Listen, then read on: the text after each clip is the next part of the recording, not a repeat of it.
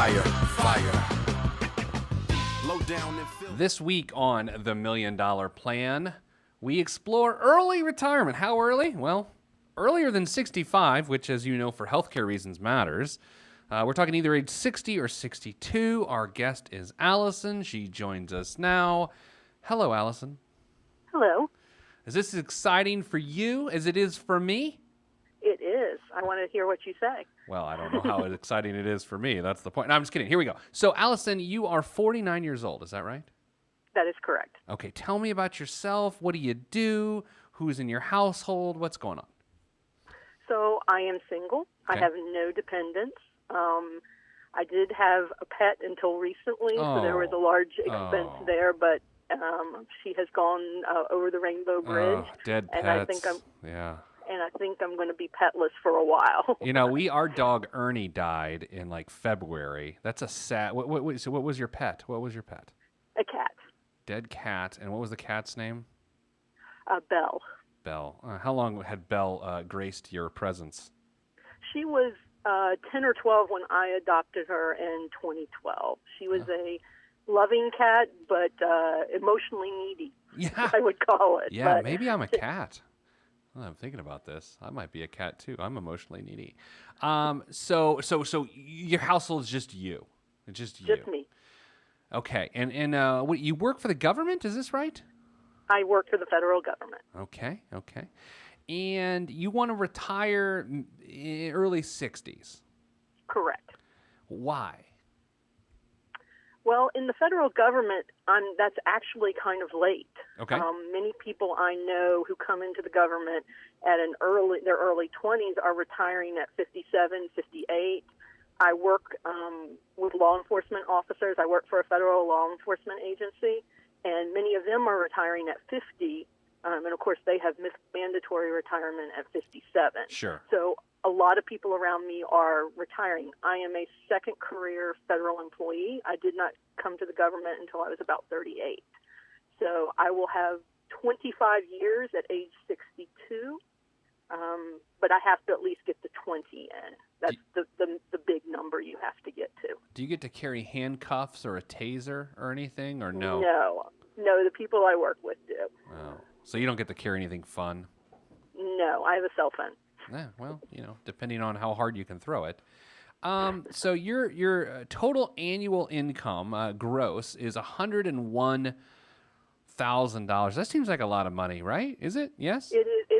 I'm blessed. I have a wonderful salary. My starting salary 12 years ago was $38,000. Whoa. But due to changing into another position and then gaining grades within the GS schedule, I just passed over 101,000, and I have the opportunity potentially in the next 3 years to go up one more grade, and I'll get about a $10,000 raise if I do that. Okay, I'm going to make a completely ignorant comment that just shows how little I know about life, and slightly embarrassing probably. I didn't realize people in the federal government can make that much money, and that's not judgmental. I just didn't realize that. That's great.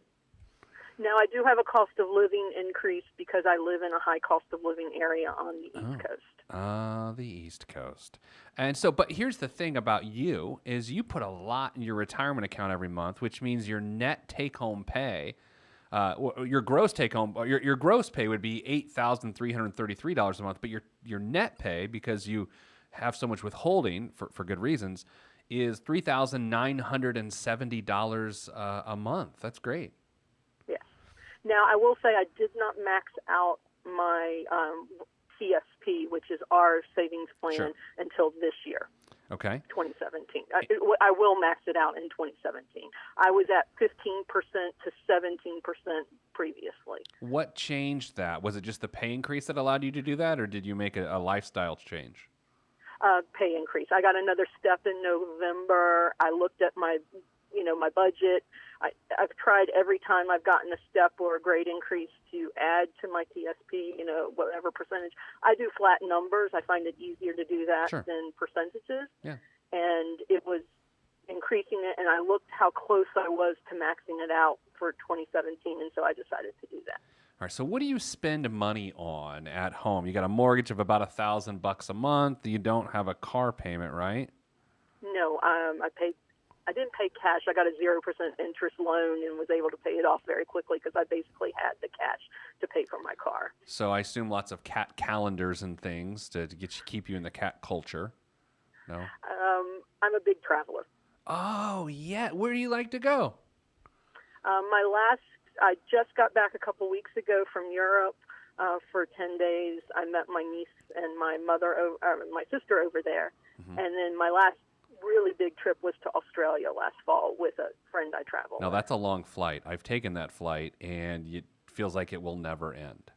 You are correct on that. It's crazy. Even though, yeah, you're like 10 hours in, and you're thinking, can you imagine what astronauts feel like?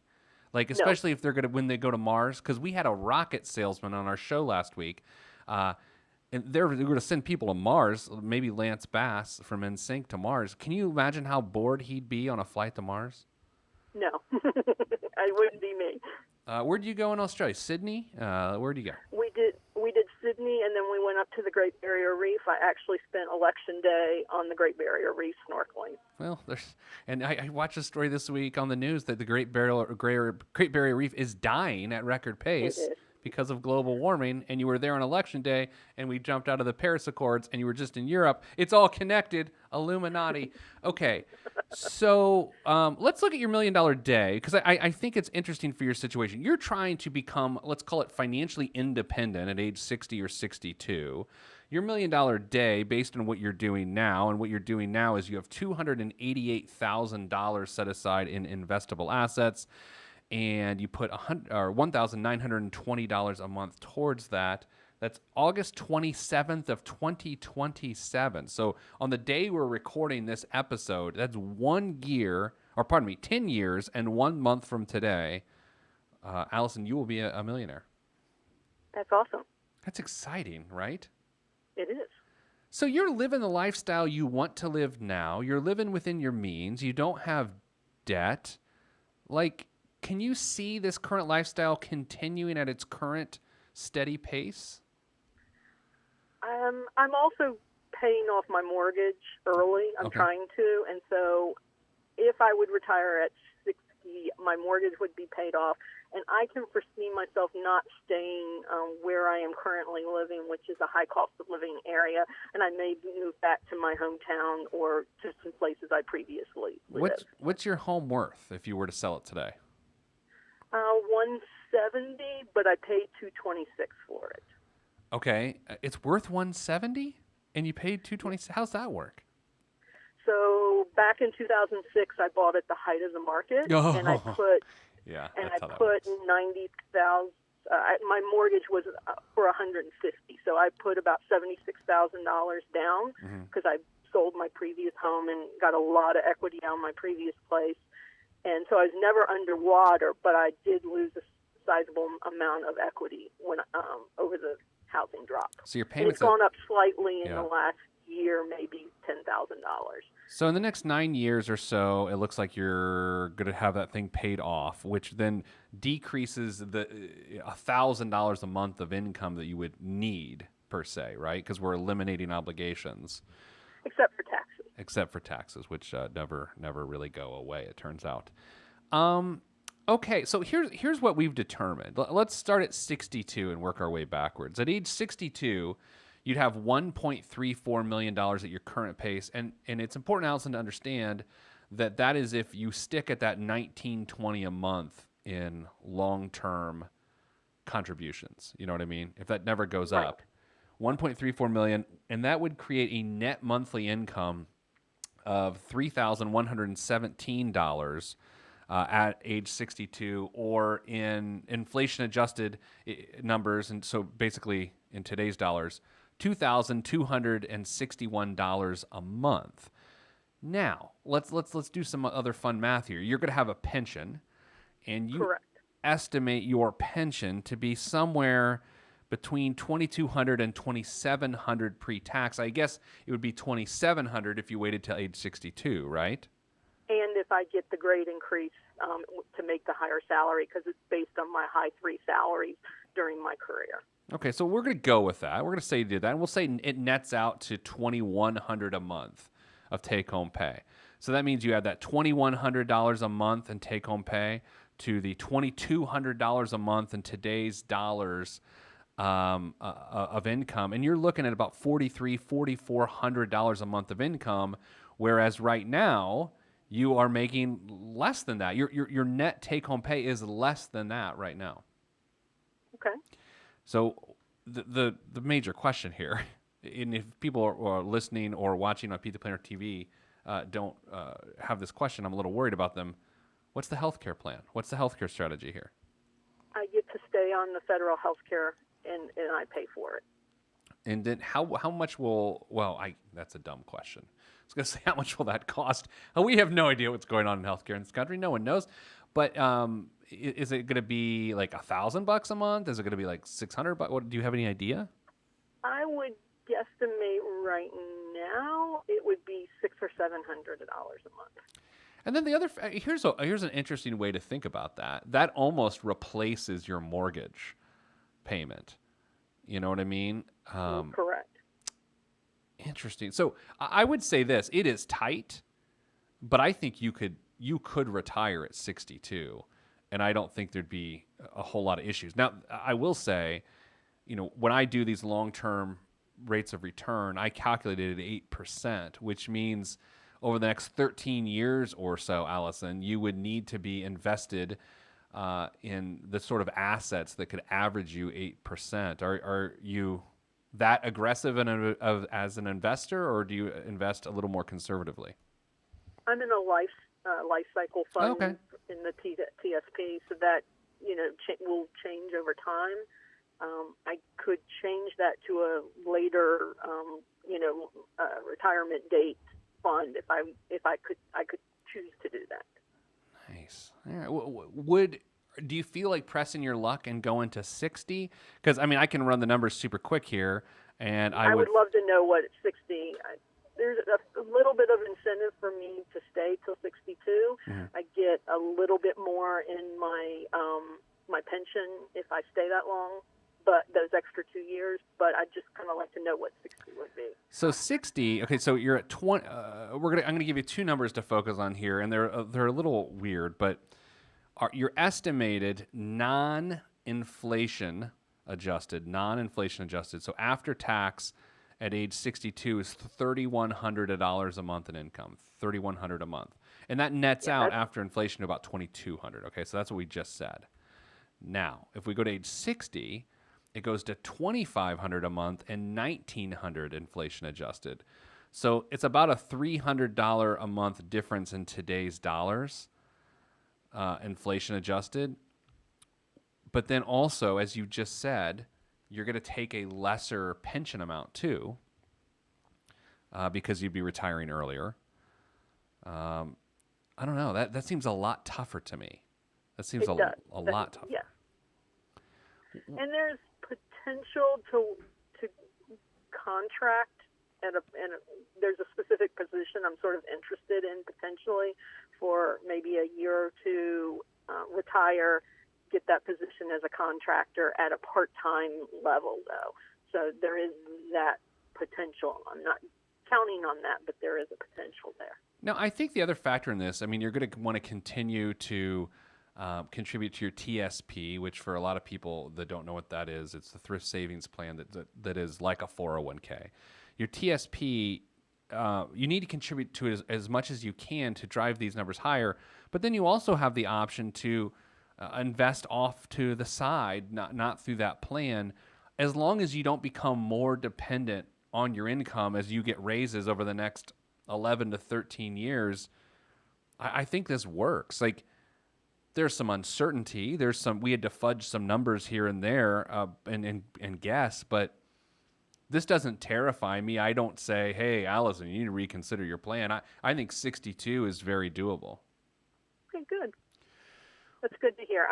I felt like that would be the more comfortable place, but I just kind of wanted to hear, somebody's more learned opinion. Well, when are they going to be on the show? The learned. No, just kidding.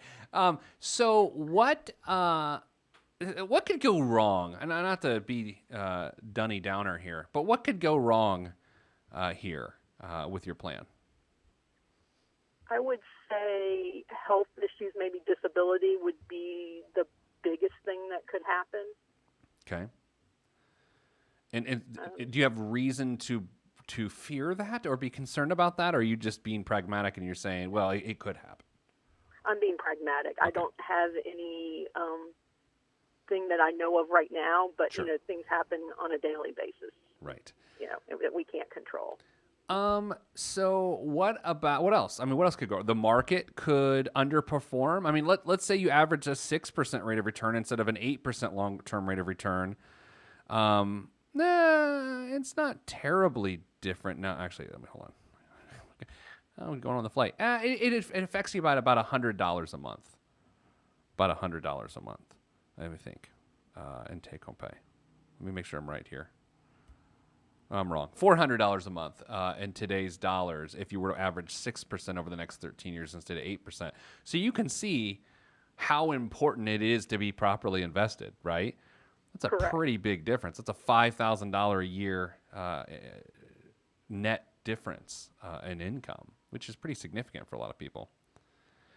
Do you think you'd be able to, when you move out from the East Coast, you'd be able to move where you want to move without taking on another mortgage? Potentially. Yeah. That would be my goal. I would like to take my equity out of my condo and move somewhere else and buy something that I could pay for with cash. And then let's not forget, I mean, you get Social Security whenever you choose to take it, correct? That is correct. So, I mean, that's a whole nother factor here. That I've tried to make my decisions, though, working on it'll be nice if that's there, but not to count on it. Mm-hmm. And then I can look at whether to take at 62 or take at 67 or take it at 70. Do you have longevity in your lineage? On one side and not as much on the other side. So I've got a lot of mixed genes there. Yeah, I guess you don't get to choose sides there, right?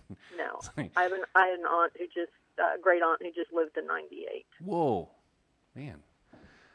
So, and it's worth noting, the more longevity you have in your family, the healthier you are, and if you're able to retire without Social Security in your mid-60s, you shouldn't take it. You should take it when you're 70. If you have longevity concerns or health concerns, or you don't have enough income, then taking Social Security as early as 62 can make some sense. But again, Allison, I would say you would want to put off Social Security in your situation as long as possible. Okay, thank you. What else could go wrong? What else? Let's beat up your plan here. What else could go wrong? You got your car's fine. You've paid it off. I mean, at some point in time, you'll probably do the same thing that you did just now with a car 5 years from now, right? You'll buy it 0% interest and pay it off over time. Or I'm currently saving $300 a month as a car payment. That's so what you're I will doing have now? Cash. Yes. You should host this show. You should I will fire myself, and you're doing a good job. So you have $25,000 in savings. Is that $300 a month going towards that, or is that a different account? It's all kind of lumped together. I have about 12 to 13,000 in my emergency fund, and everything else is kind of delegated to something, and a big portion of that is to a new car in the future. Nice. Well, do you have any other questions for me? I will. I do. Yeah, hit them.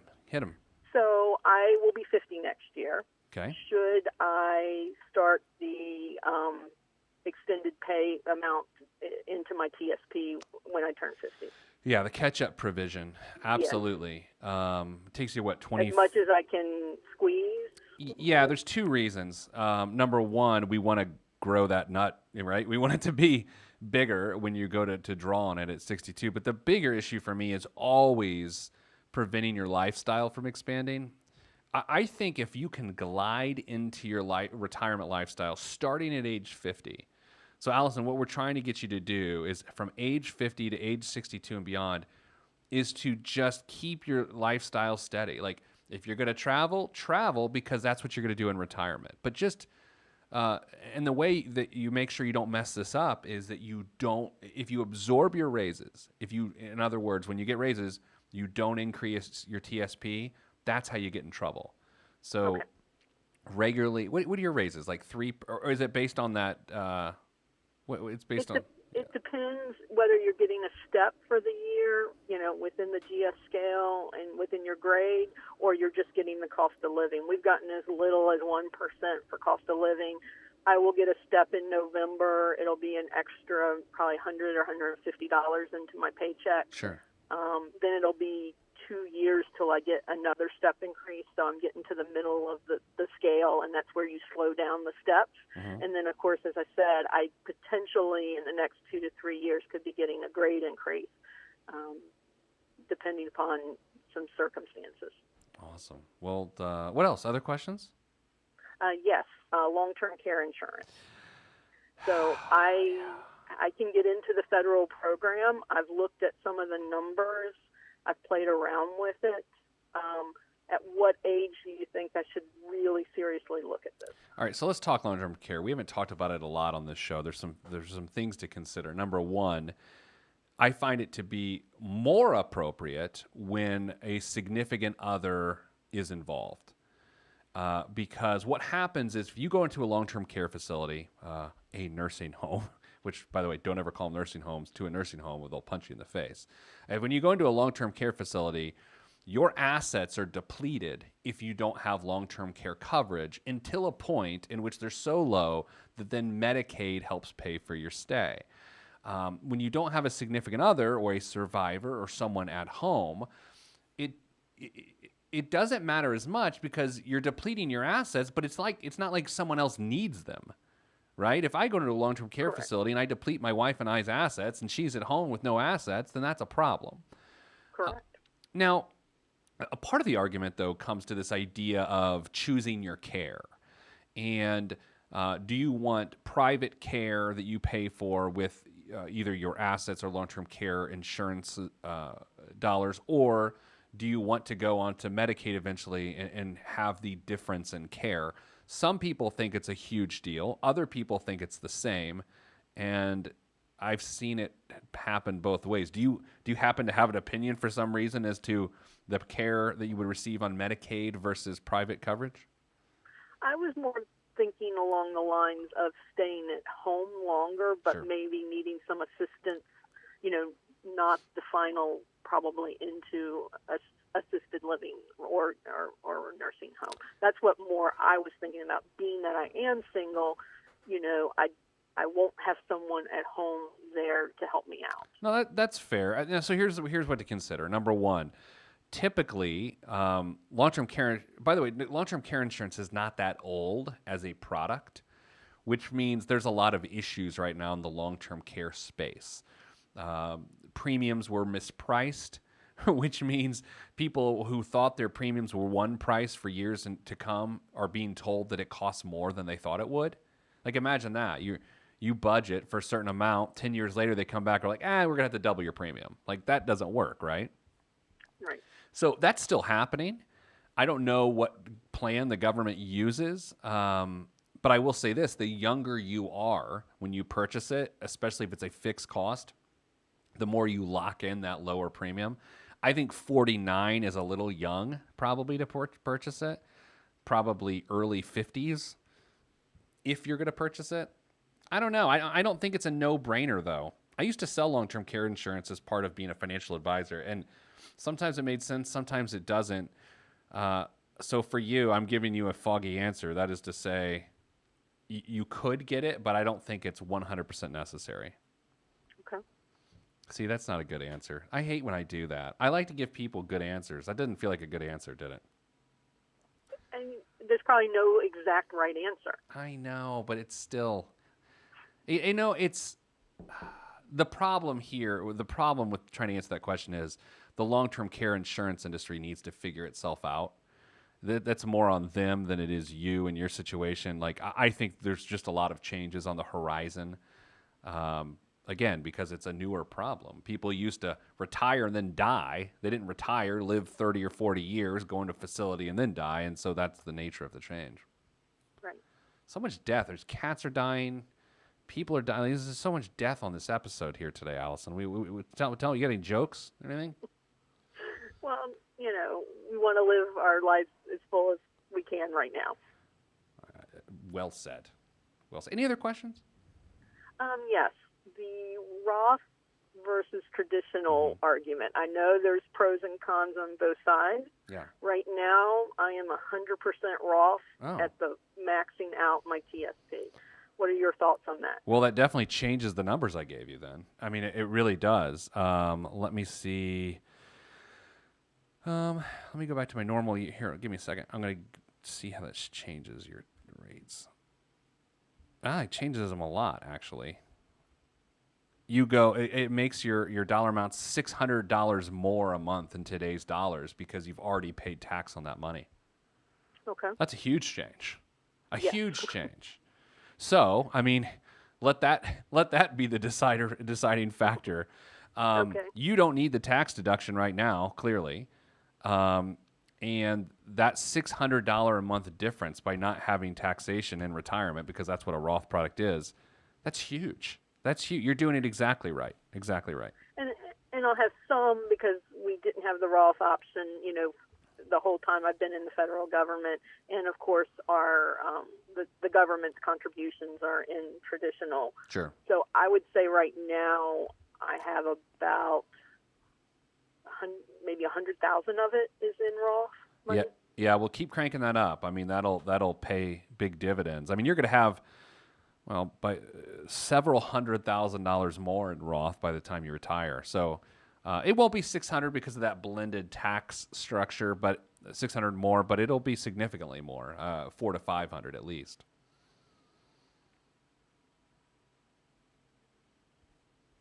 Okay. All right. I think that's it. Oh my gosh, that was very good. Well, once again, I'm so sorry about Belle, and I'm sorry about my dog Ernie. My kids are on me to get another dog, but it turns out it's kind of nice not having a dog for a little bit. You know what I mean? As I said, I'm taking a break. It allows me to do some more traveling without having, to find pet sitters and all those kind of things. Right. So That's right. I miss her, but again, there are some advantages to taking some breaks, I think. I totally agree. Well, thanks for the work you do for everyone in this country, your work with the federal government. I sincerely appreciate that. And thanks for coming on my show. Thank you. All right, that's it this week for the $1 Million Plan. If you want to be on the show, be on the show. We're recording a bunch of episodes coming up, so get your stuff, man. Let's do this. Have some fun. Talk about our dead pets and things. PeteThePlanner.com/podcast. Until next time, see you later. Bye.